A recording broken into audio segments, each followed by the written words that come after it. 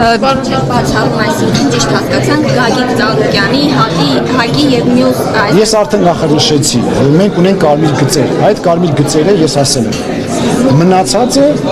եկեք այսպես պայմանավորենք, սա քաղաքականություն է, սա քաղաքական դաշտ է, նորից եմ ասում, բամբասակների տեղ չի, ինչ-որ մարդկանց քմահաճույքների տեղ չի, քաղաքականությունը նշանակում է պետք է քաղաքականություն անես,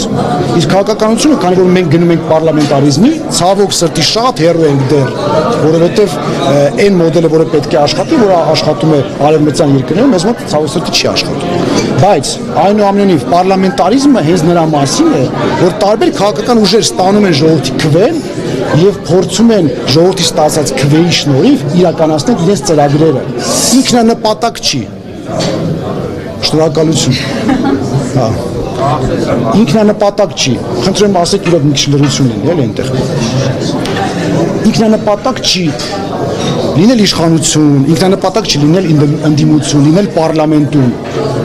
Ինքնանպատակ եւ կարևոր նպատակն է քո ծրագրերը իրականացնել, որովհետեւ քո ծրագրերի համար են քեզ տվել քվեն։ Իհարկե մեզ մոտ դա արդեն մոռացել են քաղաքական ուժերը, որ ծրագրի համար են տալիս, բայց ծրագրի համար է քեզ մարդը տալիս քվեն, որ դու իրականացնես այդ ծրագիրը։ Եվ այստեղ ամենակարևոր առաքելությունը քաղաքական ուժի իրականացնել ծրագիրը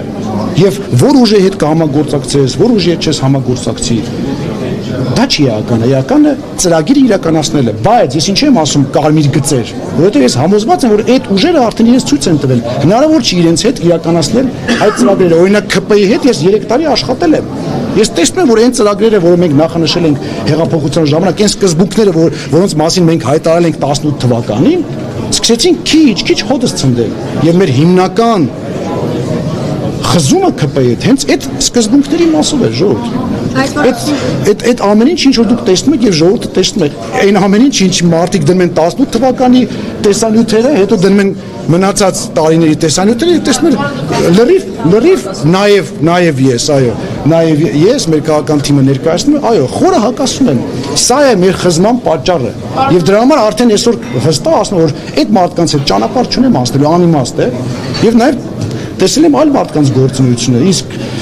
ինչպես հայտնի է, մարդիկ ասում են 40-ից հետո չեն փոխվում։ Ինչպեսի կանխատեսումներ դուք ունեք, կկարողանաք արդյոք հաղթարել անցողիկ